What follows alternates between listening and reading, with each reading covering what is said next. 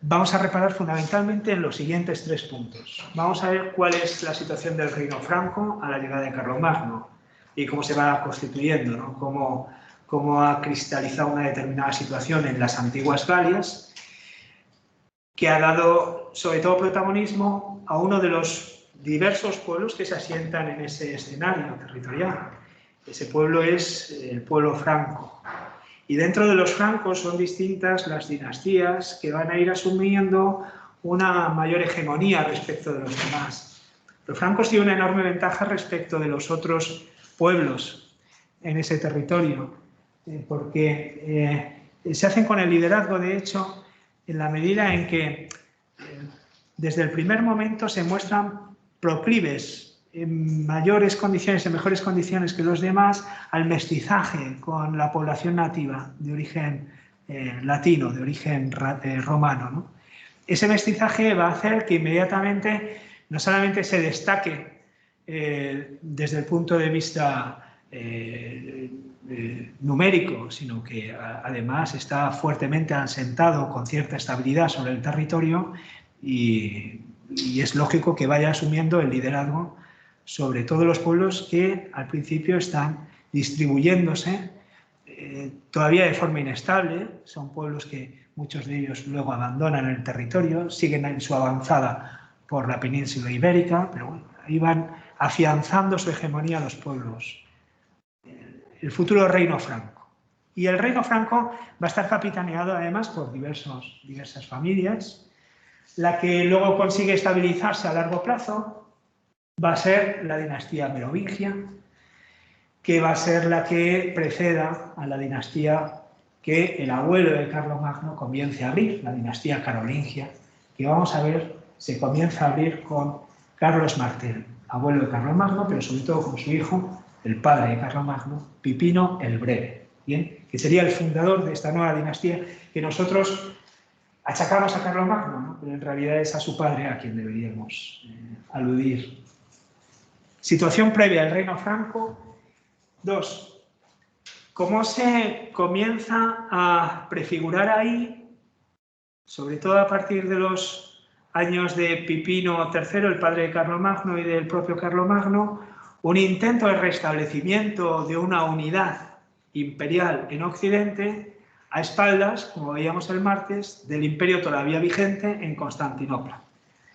Lo vamos a llamar Renovatio Imperii.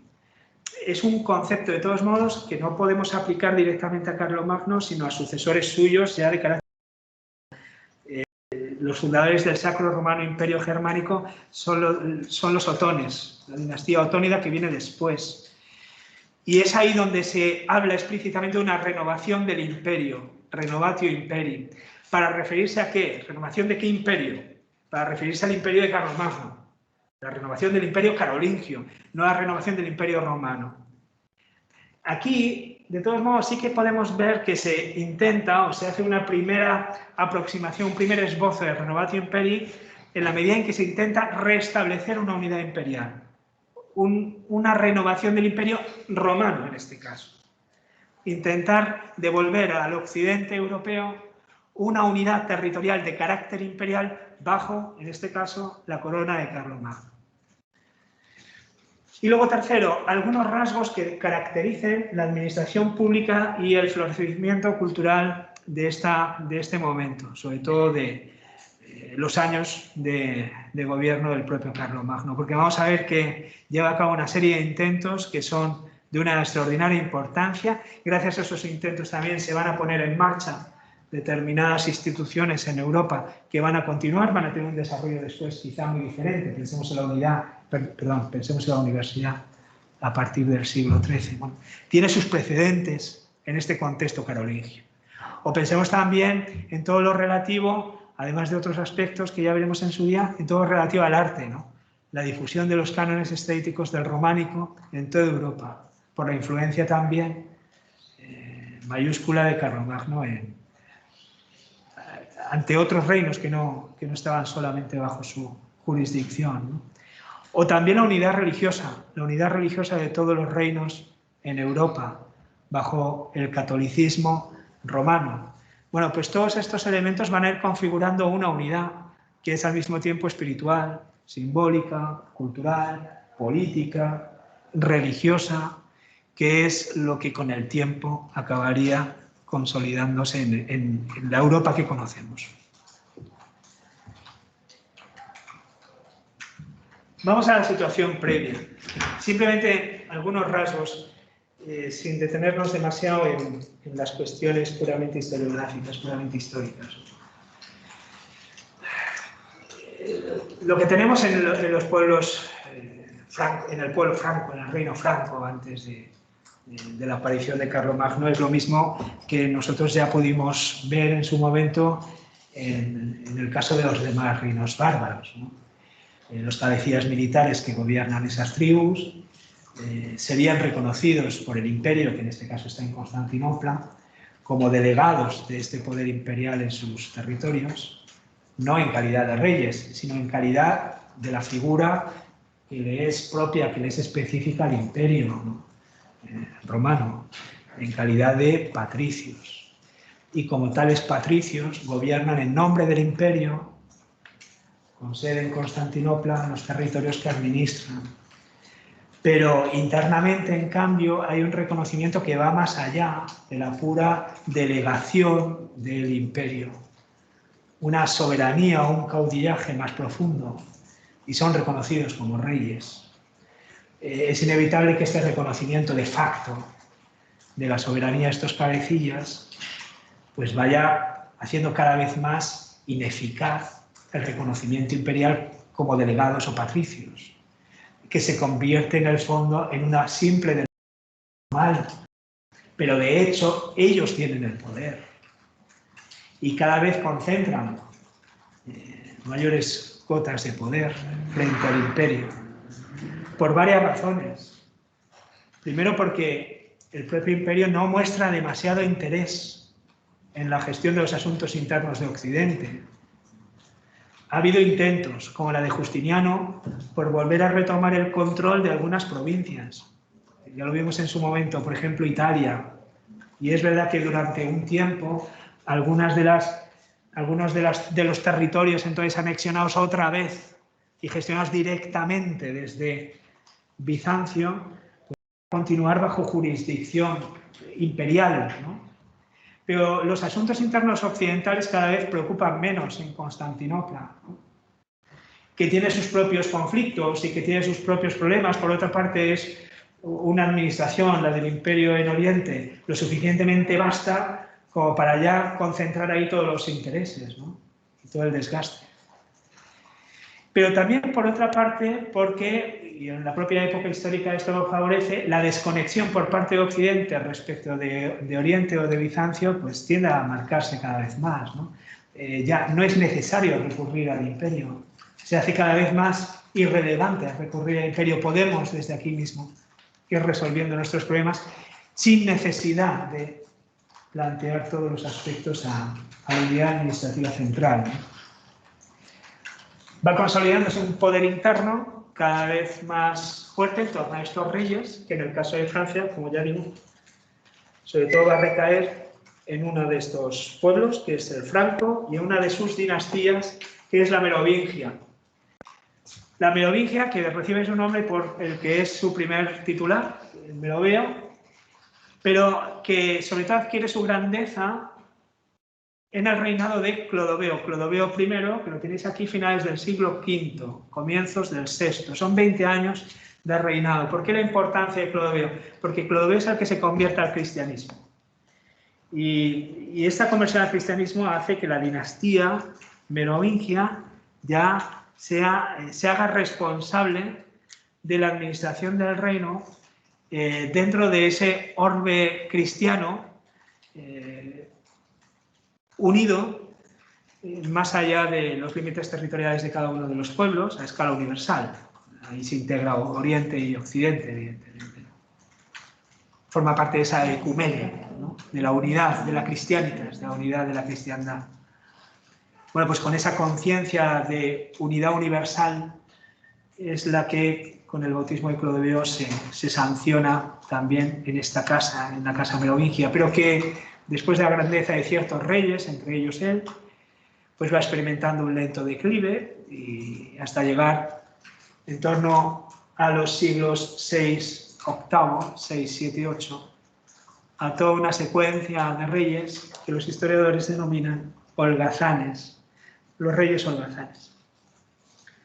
Los reyes holgazanes, que se llaman así, en la medida en que cada vez van teniendo menos capacidad de control sobre los asuntos y mostrando más despreocupación respecto de la gestión directa de los problemas públicos. Van trasladando la gestión directa de los asuntos políticos a un cuerpo de administradores eficaces, en los que descargan esa responsabilidad. Reyes holgazanes en la medida en que pues no asumen el liderazgo efectivo del reino, sino que, manteniendo la titularidad de la corona, pasan a otros la gestión directa de los asuntos. Sobre todo en lo que... ¿Perdón? ¿Como las regencias? Más que la regencia, porque en tal caso quedaría la titularidad en cuestión, la titularidad aquí no está cuestionada, más que la regencia es la decisión, por ejemplo, sobre los problemas territoriales que son constantes. Anexión de nuevos territorios, pérdida de territorios, movilidad de fronteras, las luchas con los pueblos vecinos. Esto que es constante no es algo que ahora vaya a resolver directamente cada uno de los reyes en estos momentos últimos de esta dinastía, sino que cae sobre todo en los hombros, en las espaldas, sobre todo de una gran figura en la corte, que es la del mayordomo de palacio. Mayordomo que vendría a ser algo así como el jefe del Estado Mayor, para entendernos hoy, o el intendente del reino, ¿no? La persona de máxima confianza del rey, en quien el rey se va a apoyar para la toma de decisiones de mayor alcance en el reino, que son fundamentalmente de carácter territorial. Preservación de la unidad territorial, extensión de las fronteras, anexión de nuevos territorios mediante conquista y de nuevos territorios también mediante la evangelización. Luego veremos un mapa, veremos cómo el mapa de Europa cada vez se va elevando hacia el norte, ¿no? Se va integrando en estos reinos también nueva población mediante el proceso de su propia conversión. Se van convirtiendo al catolicismo y caen, en ese caso, dentro del orden occidental cristiano. Bueno, reyes holgazanes porque desplazan la toma de decisiones, ya digo, a esta gran figura que son los mayordomos de palacio. Y ahí van a destacar fundamentalmente Pipino II de Heristal, son de origen belga, hoy llamaríamos belgas, ¿no? Pipino II, o el joven, padre de Carlos Martel. ¿Qué es la gran figura? La figura emblemática. Años 686-741 son los de su vida. No es cabeza coronada, no será nunca proclamado rey, pero debe ser considerado el iniciador de la dinastía que luego nosotros llamaremos carolingia. Carlos Martel va a ser el gran responsable en mantener unidos y ampliar además las fronteras de los territorios sobre los que gobiernan los distintos reyes a los que él sirve. Los problemas internos del reino también son muchos. Bueno, no vamos a entrar en eso, pero es la responsabilidad del mantenimiento, sobre todo, y la ampliación del territorio.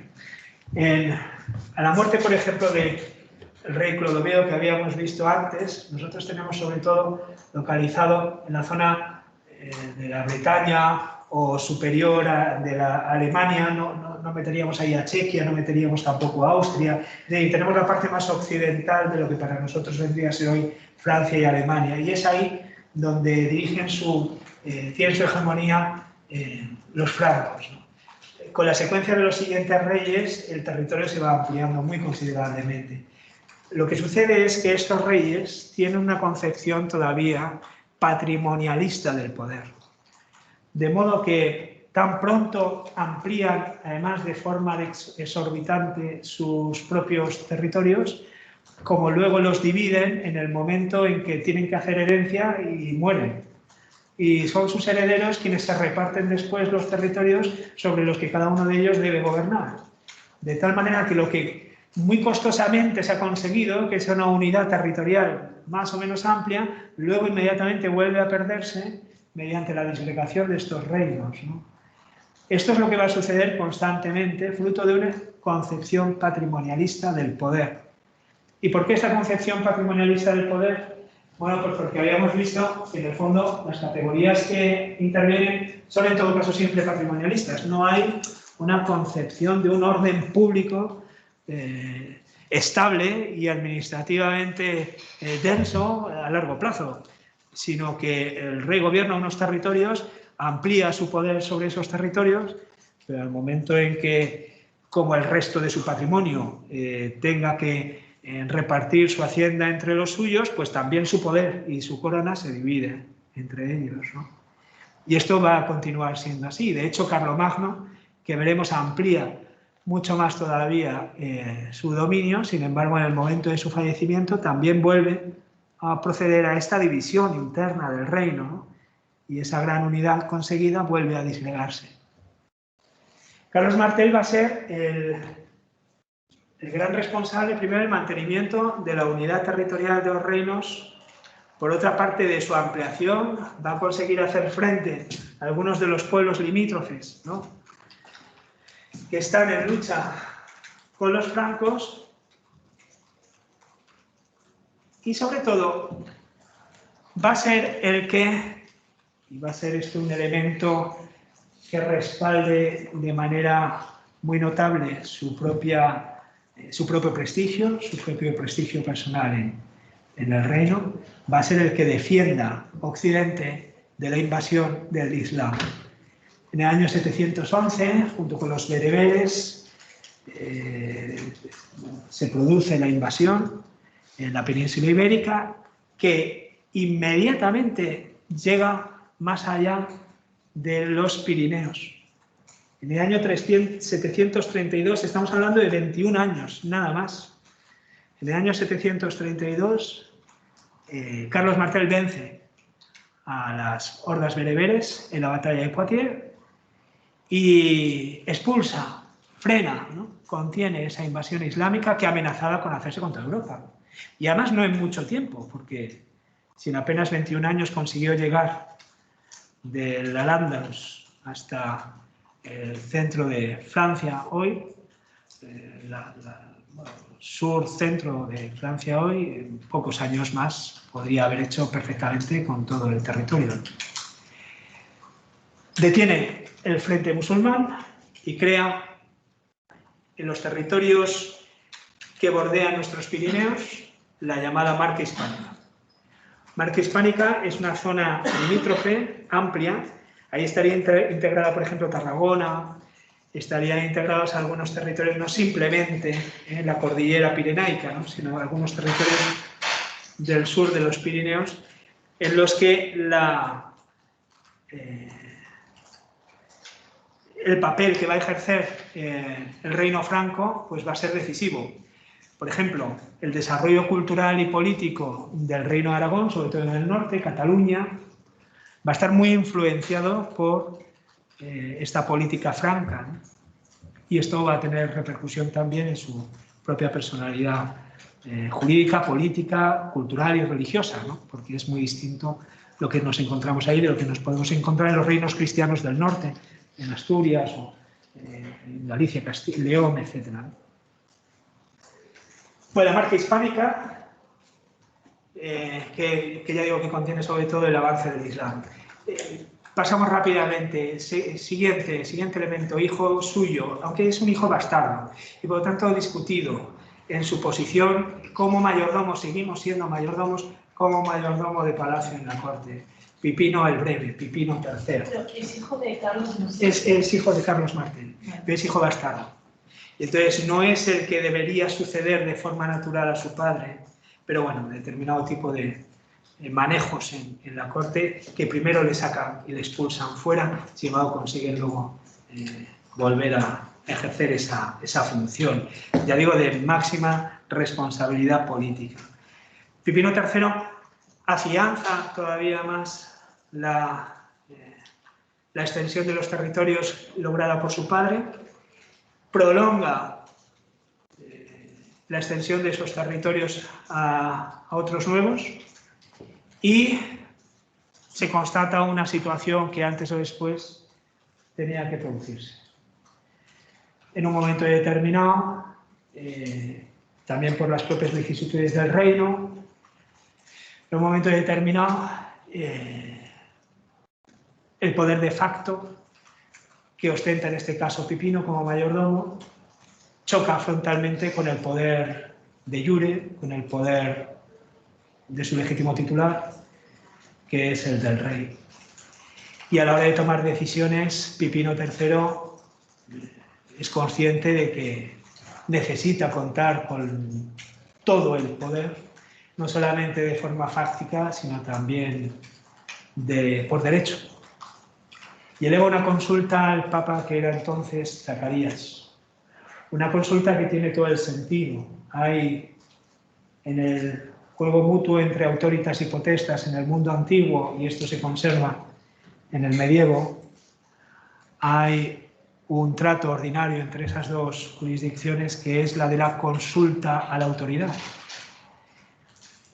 Y así la autoridad juzga en función de lo que se consulta, y lo que él dice es la jurisdicción, ¿no?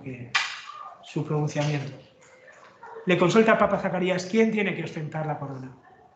¿Aquel que le corresponde por derecho o, por el contrario, aquel que puede ejercer realmente el poder?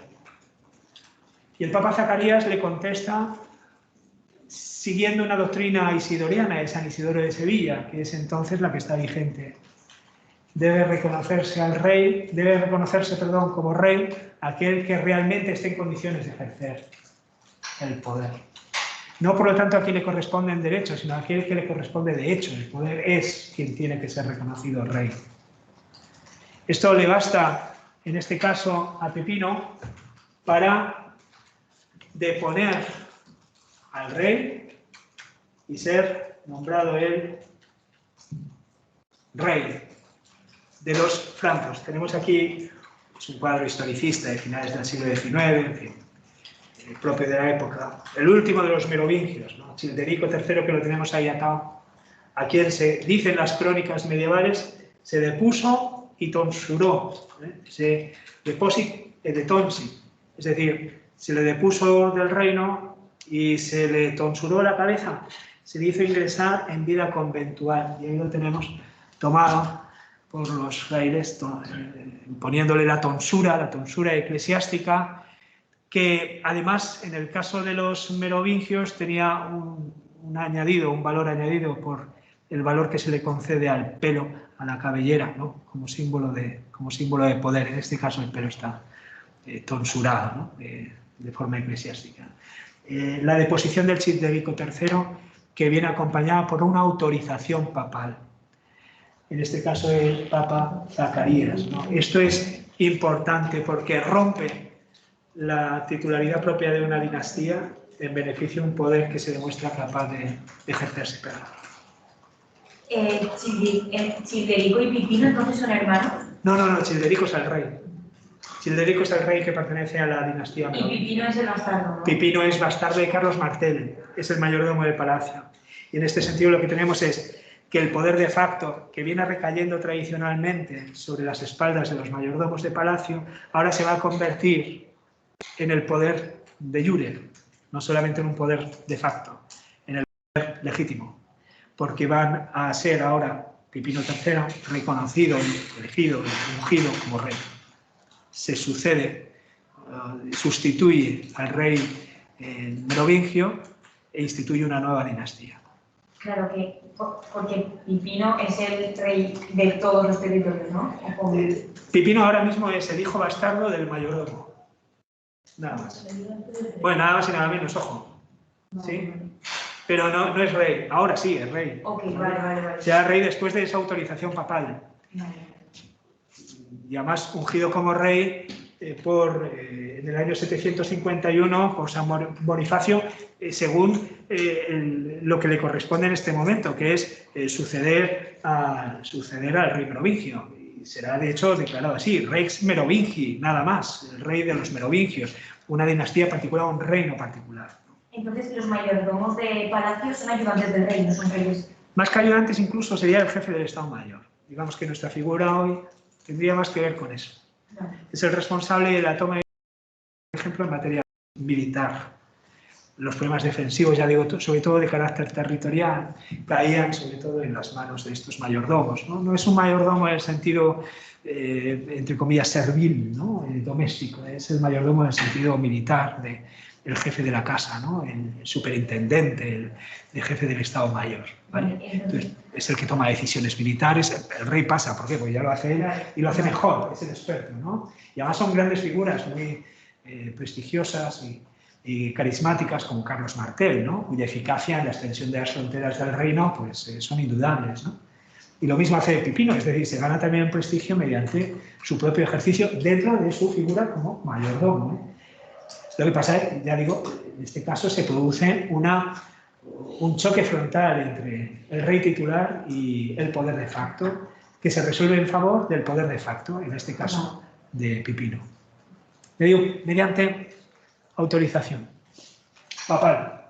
3 años después, no solamente rey merovingio, Rex Francorum et Patricium Romanorum, es decir, reine de los francos, la dinastía merovingia, que es la que acaudilla todo el reino franco, y como tal rey de los francos, pues patricio de los romanos, patricio romano, es decir, ante Constantinopla, de alguna manera, depositario de esa función delegada para la administración de esas tierras. Pero esto cada vez más va siendo una pura formalidad. Es decir, desde el punto de vista de Occidente hacia Oriente o hacia Constantinopla, no es más que una formalidad la de ser declarado patricio romanorum, ¿no?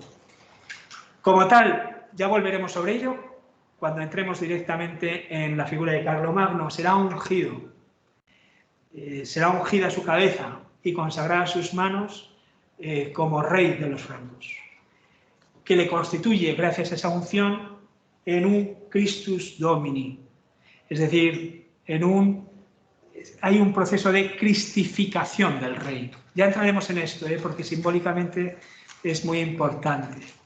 El rey se convierte en un vicario, o se comprende en clave de delegado también del poder absoluto de Cristo o de Dios sobre las cosas en materia, en este caso, política, ¿no? Participante, por lo tanto, así también del poder de Cristo, de su majestas. Pero ya volveremos sobre esto más adelante cuando hablemos de Carlomagno, porque todavía es más reconocible, ¿no? Y como tal rey consagrado, se pone al servicio del mantenimiento de los intereses y de las necesidades de la Iglesia universal, no solamente de la Iglesia de su reino. Esto es lo veremos ahora después del descanso. En el año 756 va a cobrar forma en un hecho históricamente importantísimo, la llamada donación de Pipino. La entrega que hace Pipino de algo a alguien, año 756. Ese alguien, lo tenéis aquí, es otro papa, sucesor de Zacarías. No inmediatamente, hay otro papa en medio, pero dura muy poquito, 3 días, nada más.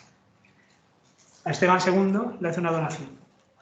En el año 756, bajo su responsabilidad como rey ungido de servicio a la Iglesia Universal, va a ejercer un papel de valedor de las necesidades de la Iglesia de Roma, que le va a dar un protagonismo en el destino europeo a él y a todos sus sucesores ya inapelable. Y va a asumir una función de custodia de los intereses de la Iglesia a escala occidental que va a ser la que esté detrás de la aparición de este nuevo imperio que veremos después en Carlomagno. Queda muy poquito tiempo, pero es importante lo que va a suceder aquí como signo de ese protagonismo que en la dirección de los asuntos en Occidente va a cobrar ahora el reino de los francos en una nueva dinastía que es la que inaugura Pipino III. No la dinastía merovingia, sino su sucesor por vía de autorización papal, que es Pipino. Y el protagonismo franco. Y tenemos ahora la hegemonía o el liderazgo francés, para entendernos, en los asuntos europeos. Enseguida, poco después de Carlomagno, después de alguno de sus sucesores, vamos a tener el dominio, llamémoslo así, o la hegemonía alemana, ¿de acuerdo? O germano-prusiana, ¿sí? Se va a desplazar el eje de Francia a Alemania. Pero ahora mismo está tomando este protagonismo en los asuntos occidentales, este reino franco, bajo, ya digo, el reinado de Pipino. Uno de sus primeros frentes va a ser la salida en defensa como valedor de la Iglesia en sus propios reinos, salir en defensa del Papa, salir en defensa del Obispo de Roma cuando éste lo necesita de modo especial.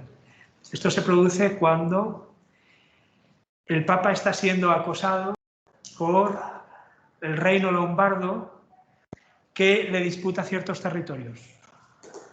Territorios que están bajo jurisdicción papal, sobre todo en las proximidades de Roma.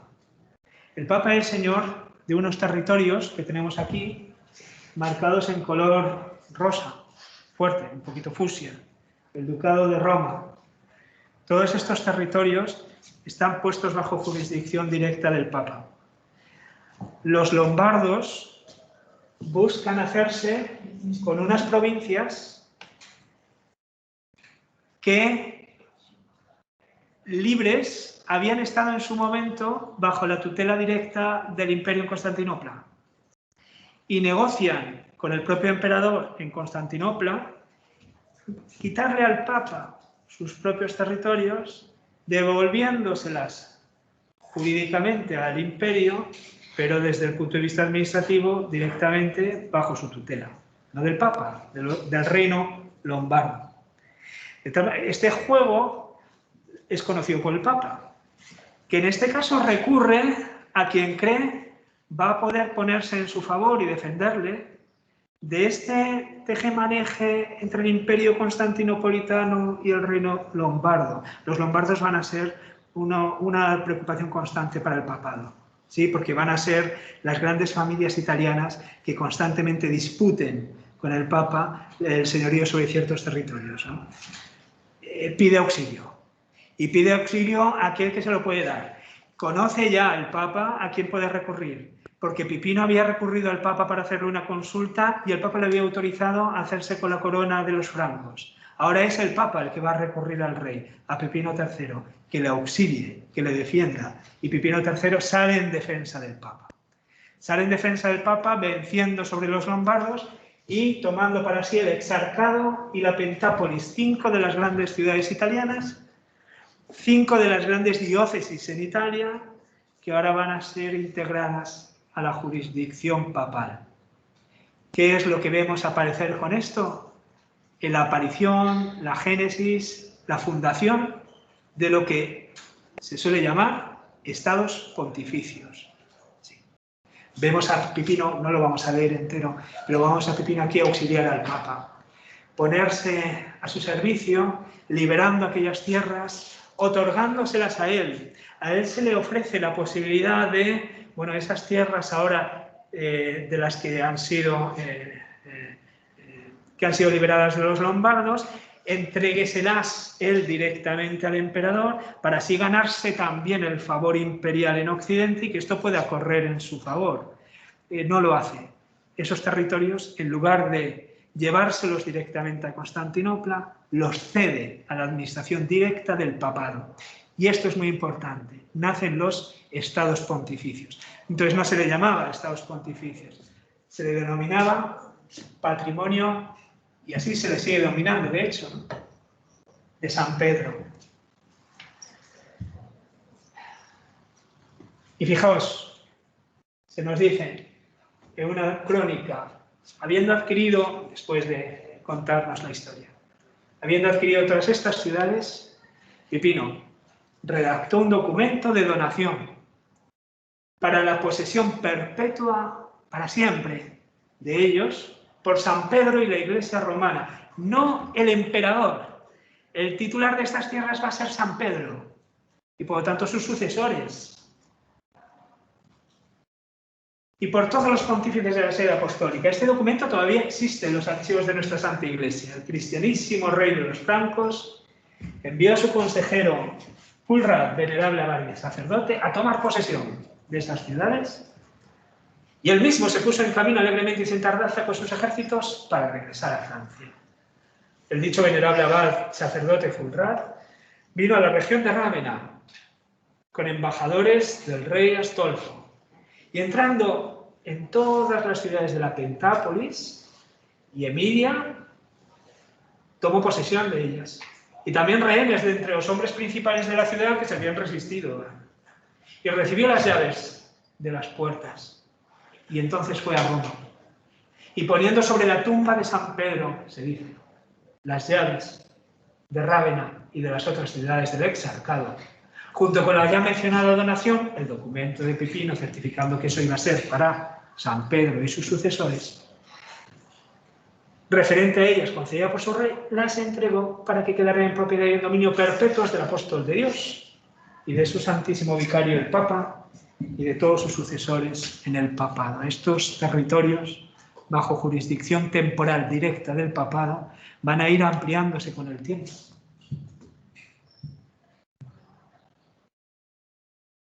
Hasta hace exactamente, bueno, exacta, nos ha pillado un poco fuera de calendario, pero casi 150 años, no casi, un poquito más de 150 años. En 1870, después de un tiempo de enormes problemas, propiciados por el proceso de unificación territorial bajo la monarquía de Víctor Emmanuel de todo el territorio italiano, entran las fuerzas del reino de Italia en Roma. Atraviesan la Porta Pía, toman Roma y el Papa se convierte en un prisionero del Estado o del Reino de Italia. Entonces, después de durante un tiempo haber perdido progresivamente ese patrimonio, entonces ya el Papa lo pierde todo. Ya ni siquiera saldrá a partir de entonces, durante los próximos casi 50 años, a la Plaza de San Pedro. Se convierte en un preso del Palacio del Vaticano. Y ahí queda encerrado. En la medida en que el Papa de entonces, Pío IX, se niega a ser, en sus propias palabras, es uno de los grandes papas, se niega a ser el capellán privado del rey Víctor Emmanuel. Entiende que perder su responsabilidad política al frente de esos estados implica la subordinación política del papado al rey o al emperador. Y esa subordinación política del Papa a los intereses del rey implica la subordinación de facto de la Iglesia Católica a los intereses políticos del rey. Y por lo tanto, para preservar su libertad, el papado necesita también de su propio poder temporal. Es verdad que la Iglesia no tiene fines temporales y es verdad que incluso esas posesiones temporales se convierten en muchas ocasiones en una fuente de disgustos para la Iglesia, dados sus fines espirituales. Pero desprovisto de todo recurso material, queda a merced de quien en cada momento puede salir en su defensa o pretenda atacarla.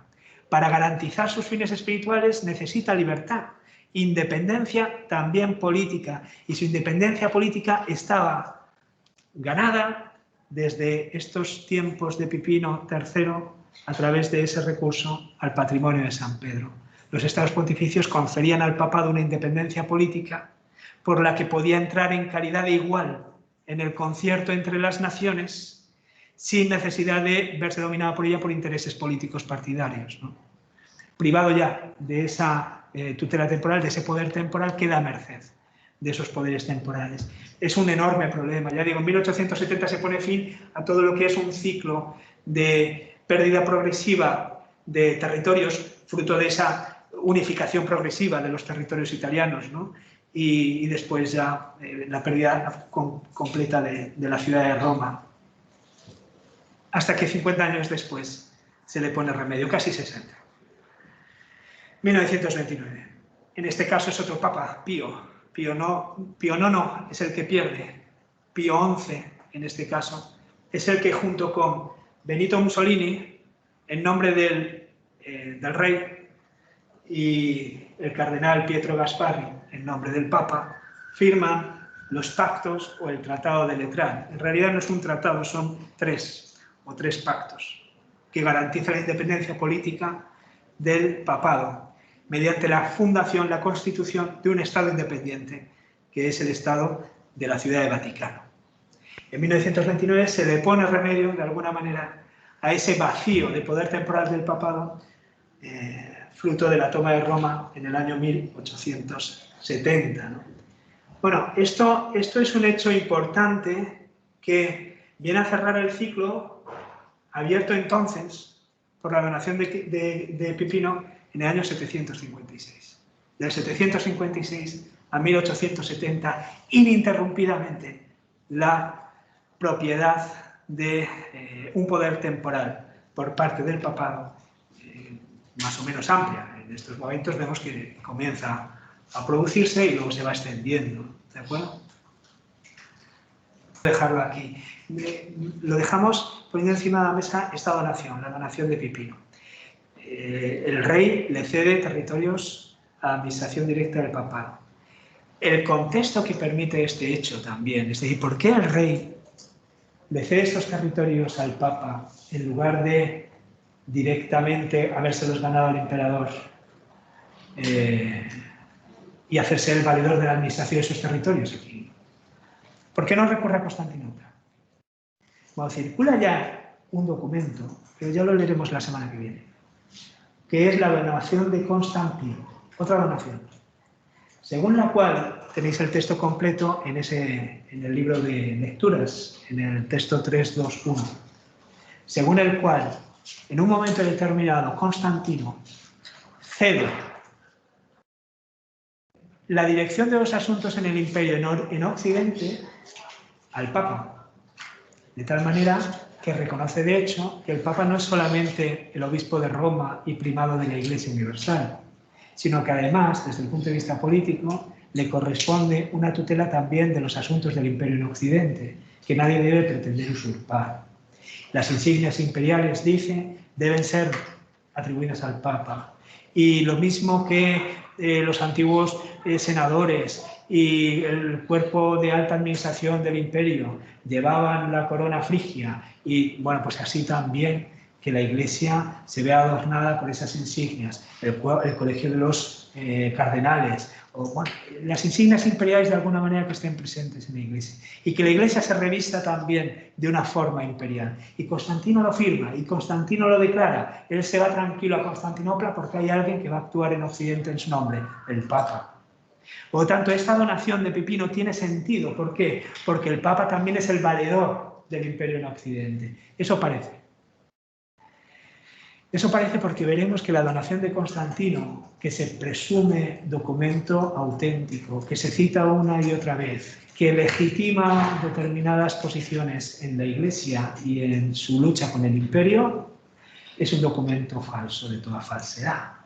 Es un fake news. Es un documento elaborado a propósito, en un momento determinado, para defender los intereses del papado frente al imperio.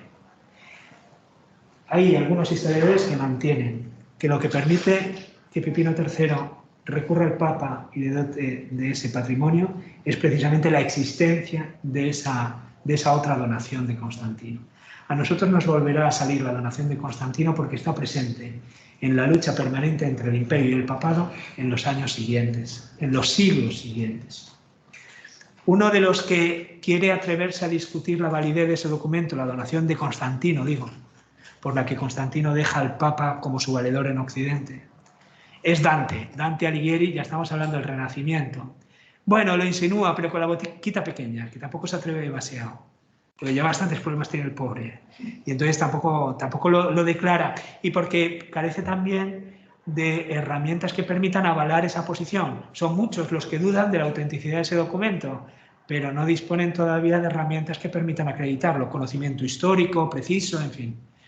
Quien sí que va a hacer una crítica directa y frontal a esa donación de Constantino y va a declarar su invalidez va a ser un jurista del año 1440. Nos vamos al siglo XV, Lorenzo Valla. Y vosotros tenéis en vuestro cuaderno de lecturas, al final, unos anexos, que son 3 o 4, un mapa, dinastías y cosas así, un pequeño fragmento de esa crítica de Lorenzo Valla a la donación de Constantino, declarando su invalidez como documento.